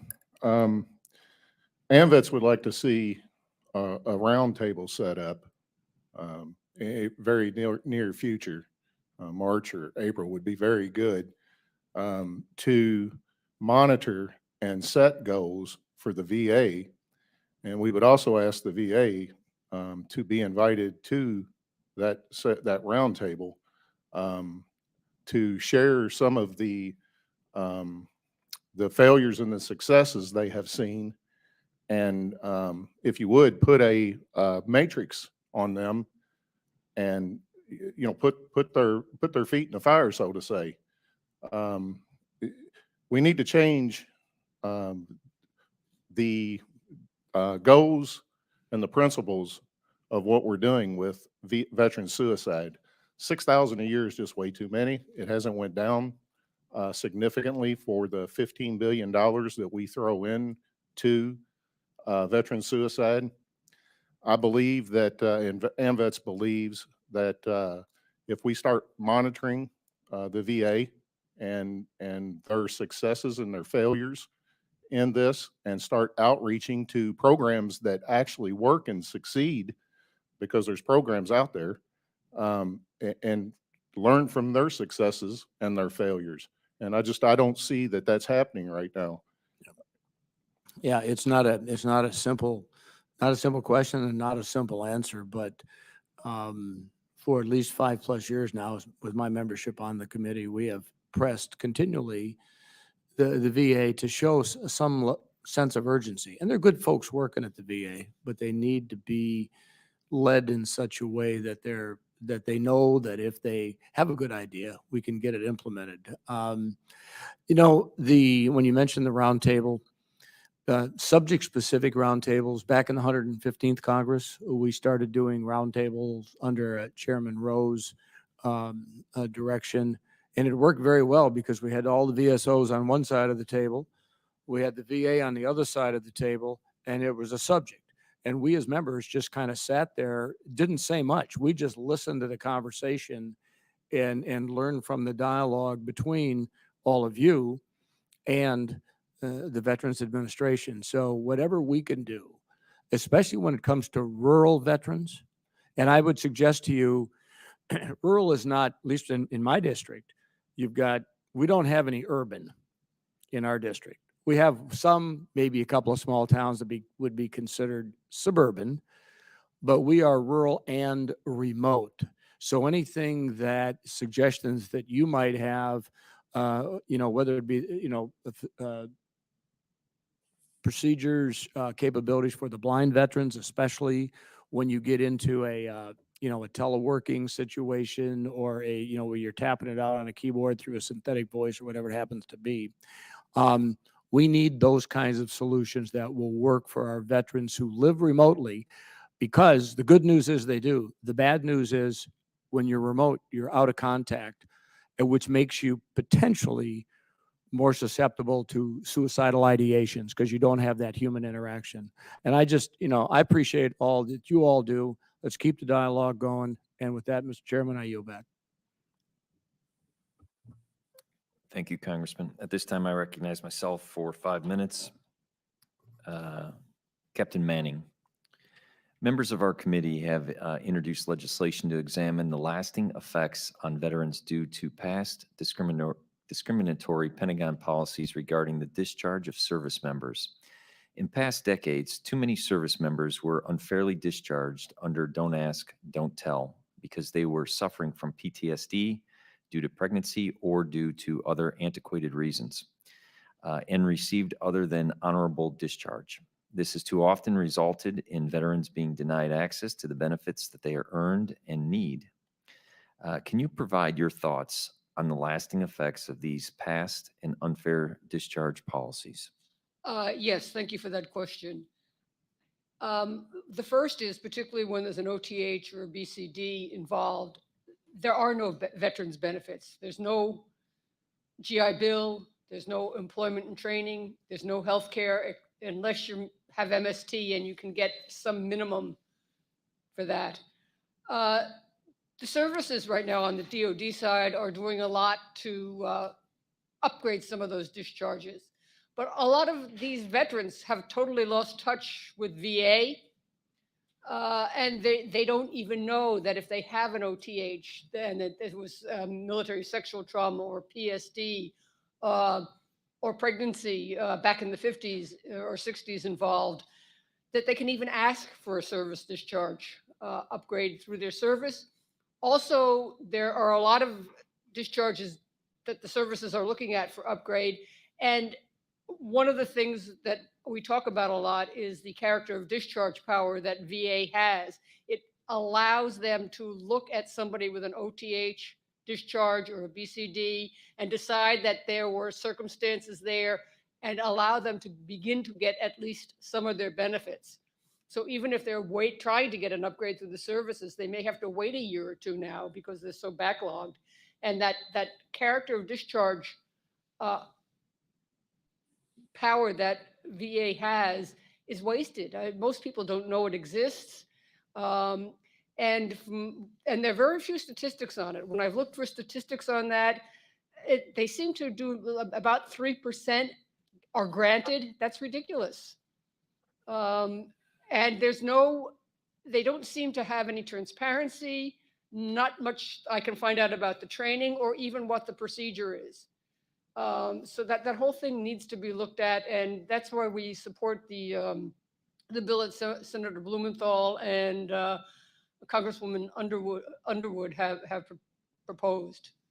Okay. That would help. And I have a follow-up question. Last session, we passed the Isaacson and Roe Veterans Healthcare and Benefits Improvement Act of 2020, which included the Deborah Sampson Act. How satisfied are you thus far with the VA's implementation of these measures, and where is there room for improvement? Well, the main thing that VA was charged, well, they were charged with a lot of things on that, but specifically, all the best care in the world isn't going to help women veterans if they get harassed by their fellow veterans or staff members when they go. So it's clearing up that veteran on veteran sexual assault and sexual harassment that happens at VA. And that's part of the Deborah Sampson Act. VA is charged with fixing that. Secretary McDonough participated in the independent review commission that the Secretary of Defense did, but most of the VA participation in that seemed to fall away over time. And I think I am hoping that they will come out with something like an IRC for VA. They need, first of all, a system so that a veteran can even report that he or she is being sexually harassed or assaulted. There's great stuff laid out if you're a staff member at VA, but there's nothing in writing about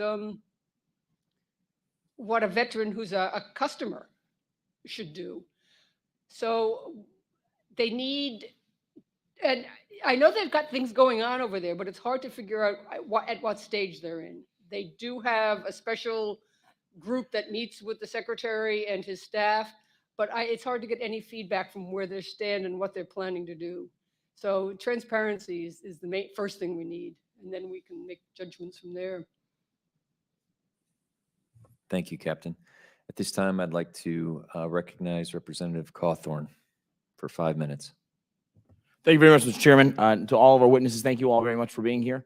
Lieutenant General Lennington, in your testimony, you mentioned that supporting the expansion of telehealth and telemental health would be a net positive. But in Western North Carolina, there is a dire need for broadband access. And it being such a rural area, there's so few places, such a long drive for them to get to the VA. Do you mind expanding on what Congress can do to ensure that we have access for all veterans to telemedicine? I can't speak to the broadband issue. I will tell you that telemedicine, especially during COVID, was something that, threw us all on our heels. But we quickly translated a lot of our programs to virtual delivery, especially in the areas of mental health. And our Wounded Warriors did the same. And a large majority of them that took advantage of those were women veterans. So that really opened our eyes to the importance of not just offering in-person programming, but also offering virtual offerings. And as I mentioned in my written testimony and from our recent annual Warrior Survey, 7 in 10 of our alumni that took part in the survey, representing all 160,000, took advantage of VA telemedicine opportunities during COVID. And it had a very high success rate. 81% noted that the therapy they had received through telemedicine was good, was acceptable.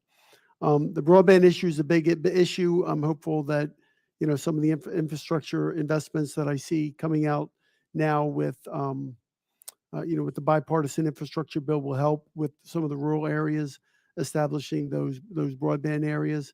And we're working with some of the internet providers that are also establishing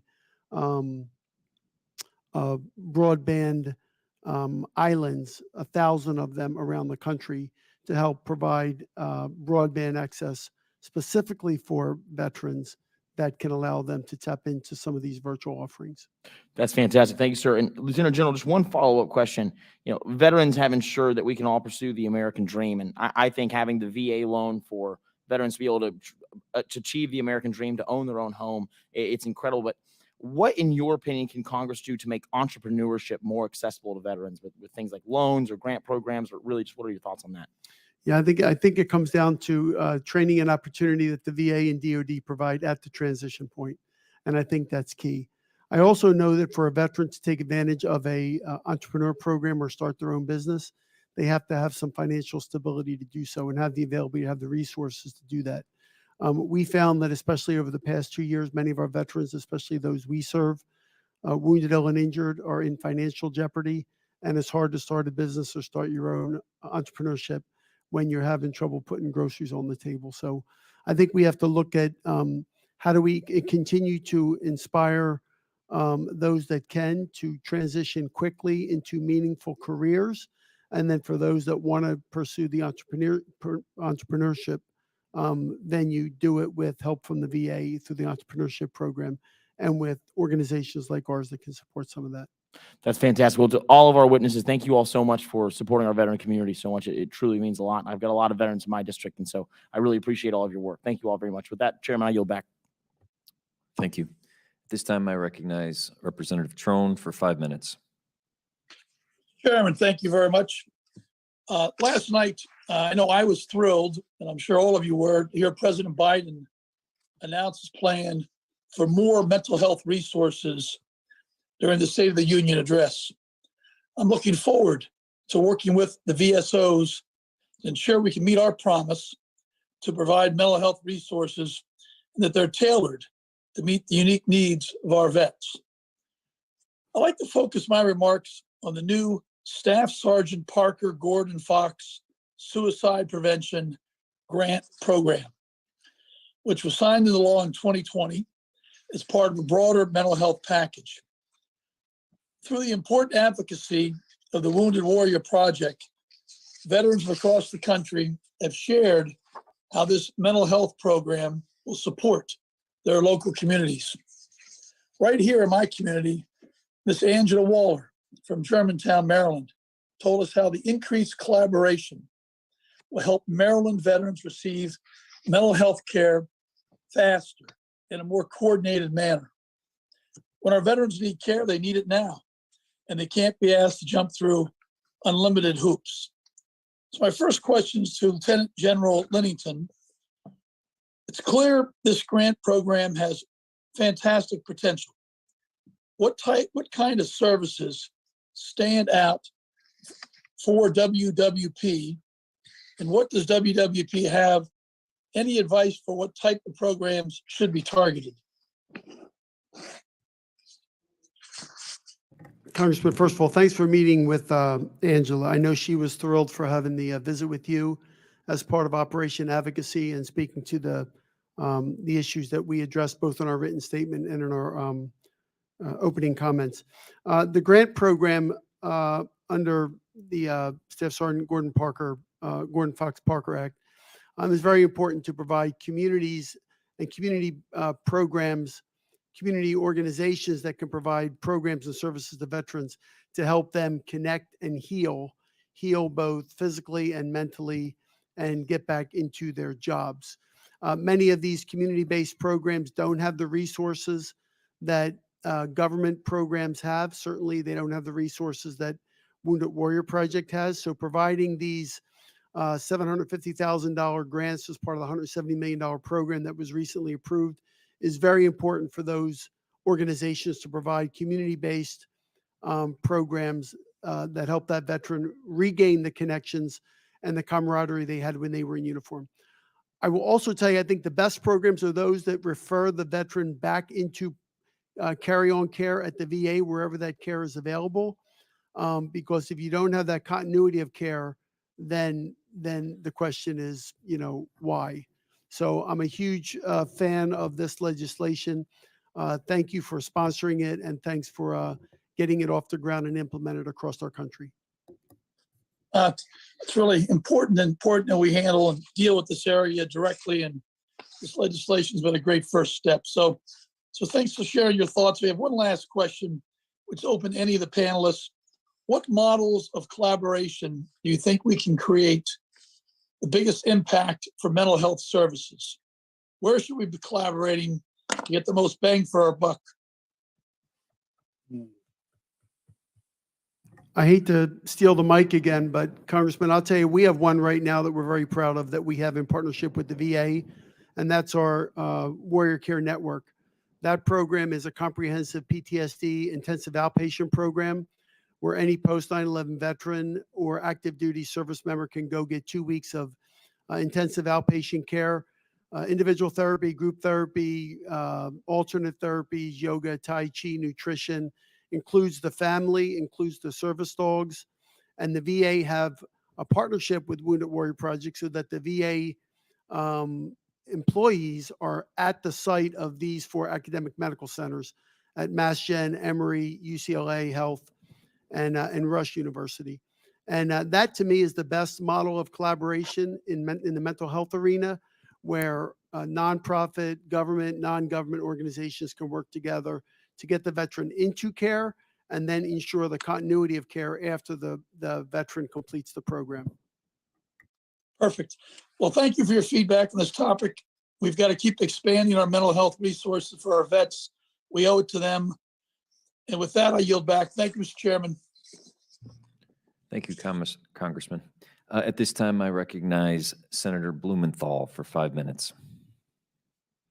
Thank you so much, Mr. Chairman, and thank you to the wonderful representatives of these great organizations who are with us in this panel, and to the earlier panel, the Veteran of Foreign War panel that testified so well. And I'm sorry I wasn't able to ask questions then, but I was going to mention, as a matter of fact, the need for more investment in VA infrastructure, which affects all of your groups and all the veterans you represent.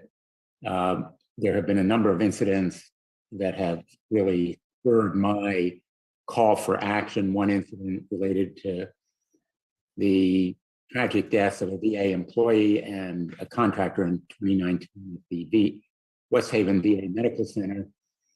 And the infrastructure that we have, the facility in West Haven, desperately needs replacement. I suspect the same is true of your infrastructure in many other parts of the country.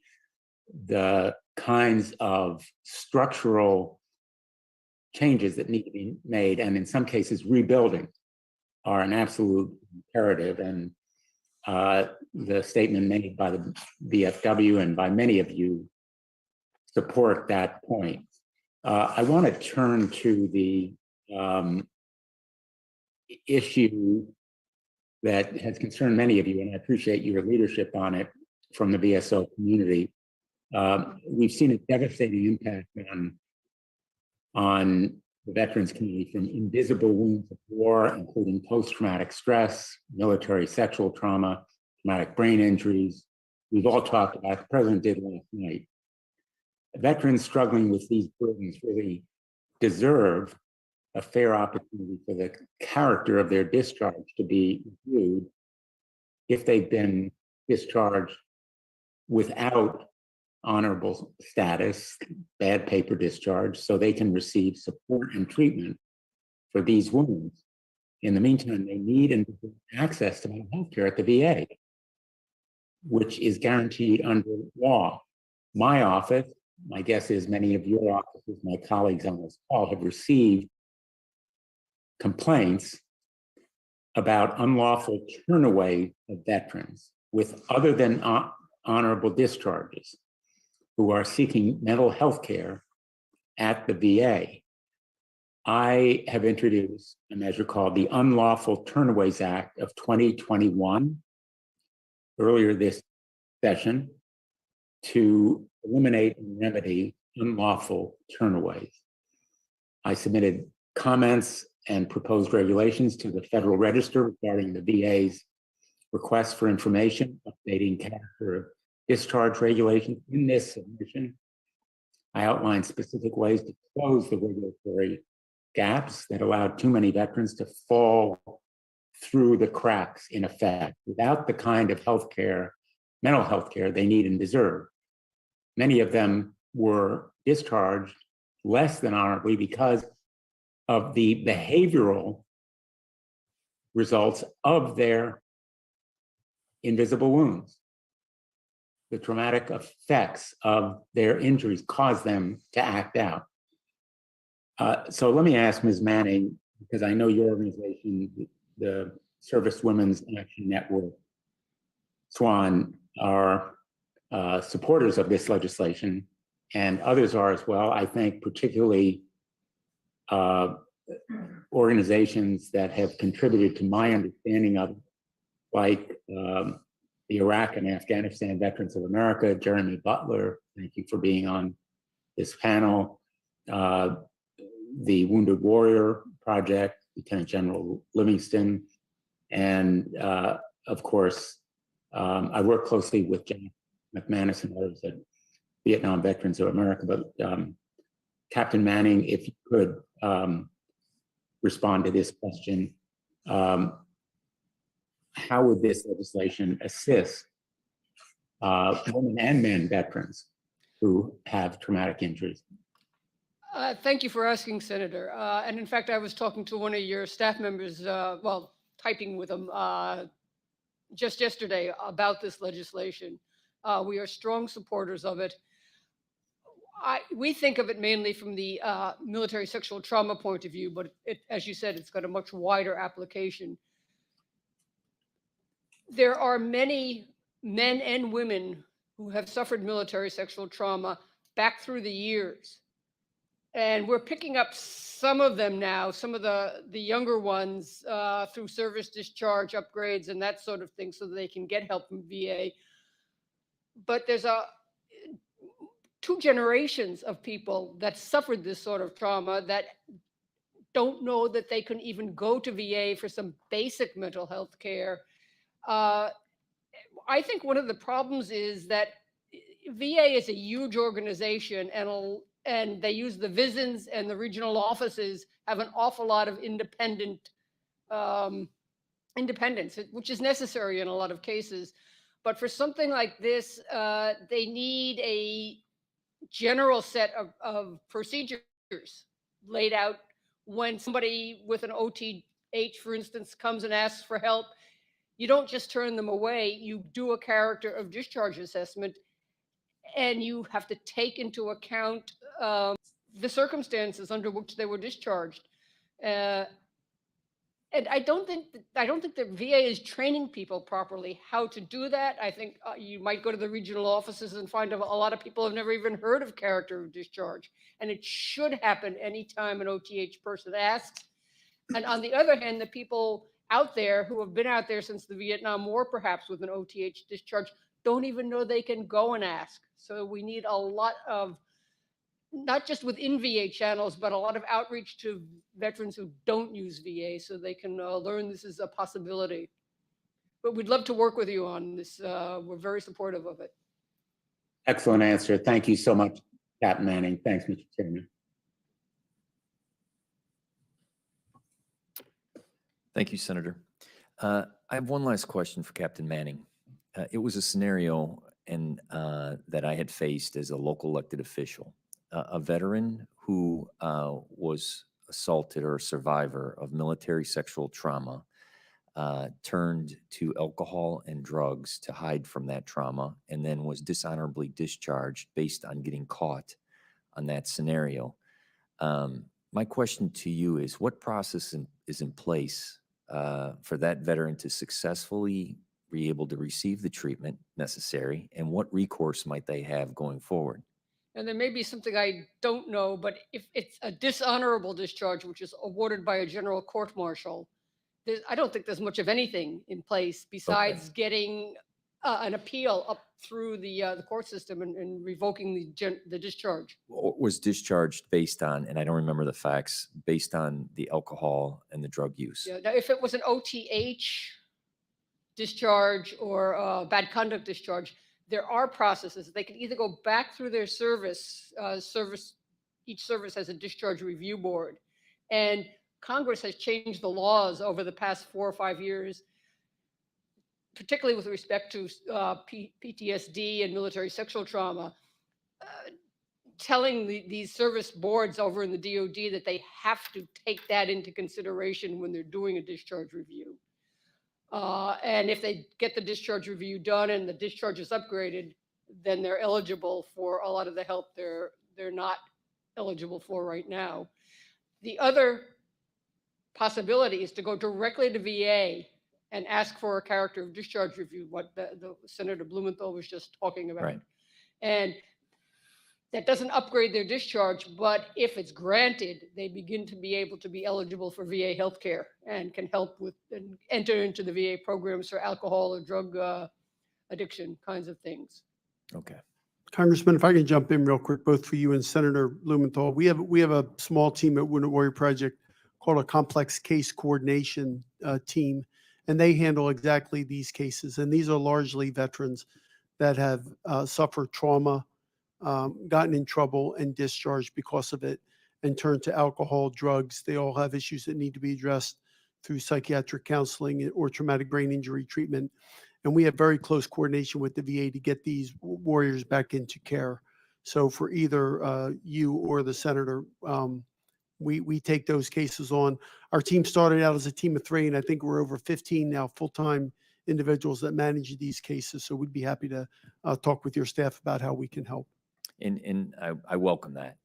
And the simple fact is making sure that there's policy that takes these scenarios that are welcoming to make sure that veterans receive the mental health care that they need based on those facts. So I'd be welcome that information. With that, I want to thank all of you for being here today and for your service and your testimony today. It has been enlightening and deeply appreciate your commitment to our nation's veterans, their families, and survivors. We look forward to working with you and your organizations and your members throughout this Congress to make sure that we continue to honor their service and sacrifice. Again, I want to thank you for your commitment to the veterans, to our country, and I want to thank you for being here today. And with that, all members will have 5 legislative days to revise and extend their remarks and include any extraneous materials. Again, thank you for your presentation, and this hearing is now adjourned.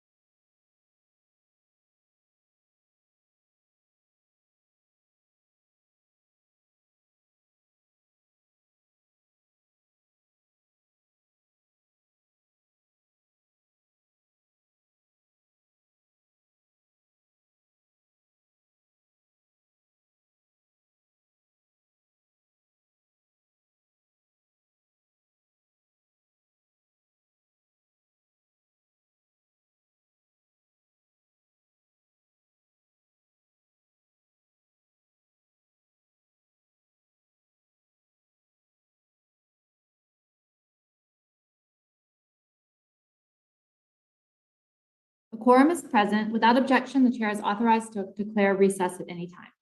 Since we are working in a virtual format today, I would like to go over a few housekeeping items before I proceed. First, if you're experiencing connectivity issues, please make sure you or your staff contact our designated technical support so it can be resolved immediately. Members participating remotely must continue to use the video function for the duration of their participation in the hearing unless they experience connectivity issues or other technical problems that render the member unable to fully participate on camera. It is committee policy that members will remain muted when not recognized, just like turning your microphone on and off during a hearing in person.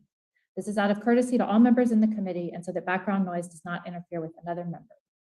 When you're recognized, you will need to unmute your microphone and pause for a couple of seconds before speaking so that we will be able to hear everything that you say. If you wish to be recognized, please raise your hand using the Zoom raise hand function, unmute your microphone, and ask to be recognized. In order to ensure that everything members say is captured in the live stream, I ask that members pause for 2 to 3 seconds before beginning to speak. If you have a document inserted into the record, please ask for unanimous consent to have your staff email the document to veteransaffairs.hearings@mail.house.gov. It will be uploaded to committee document repository. Without objection, members will be recognized in order of seniority for questioning witnesses. This makes it easier for me to make sure all members participating have an opportunity to be recognized. Does any member have any questions about the conduct of this hearing, members participating remotely? Seeing no questions, we will move on now to our opening statements. So I'd like to welcome everyone to the Subcommittee on Disability Assistance and Memorial Affairs. This is our first oversight hearing of 2022. First, I would like to recognize Representative Sherfilis McCormick, the newest member of the House Committee on Veterans Affairs. If she has joined us, or perhaps she will be able to join in a few minutes. There she is, so welcome. I'm to the Committee on Veterans Affairs. We're happy to have you joining us and joining our subcommittee. Thank you. So please join me in welcoming her to today's hearing. Today, we're taking an in-depth look at the quality of the VA's provision of benefits to survivors and dependents. Since a hearing of this nature and on this topic has not been held in more than a decade, this hearing will give us a chance to hear from the VA on improvements they have made, as well as highlight areas that need to be addressed. One of the VA's and Congress's most sacred duties is caring for those who serve and the military families left behind when a service member or veteran dies from injuries or illness related to military service. It is of utmost importance to this committee that the VA is doing everything in their power to ensure that survivors can easily access benefits, provide the necessary support to survivors, and deliver benefits in a manner that recognizes the great loss that has been suffered. I first want to commend the VA for looking to find ways to decrease the amount of time between application and grant or denial of dependency and indemnity compensation, or DIC, benefits for survivors. The initial reports on automation of DIC for survivors who are totally and permanently disabled is promising. While the VA's efforts are to be applauded, it's also important and necessary to ensure that the VA is conducting thorough quality reviews to prevent the false granting of benefits or giving false promises to surviving families that can cause distress and divert resources. There is more to be done to ensure when a survivor reaches out to the VA via telephone or online that these processes are easy to navigate and that they serve survivors. We were concerned to learn that a change made in 2020 allows all calls to be fielded through 9 call centers versus a single center that was focused on survivor benefits with specially trained operators that have the understanding of the range of benefits the survivor may be eligible for, without specialized training and experience with survivor benefits or dealing with those in the grief process being provided to the operators now responsible for these calls. We are also concerned of reports from VA employees that call center times are limited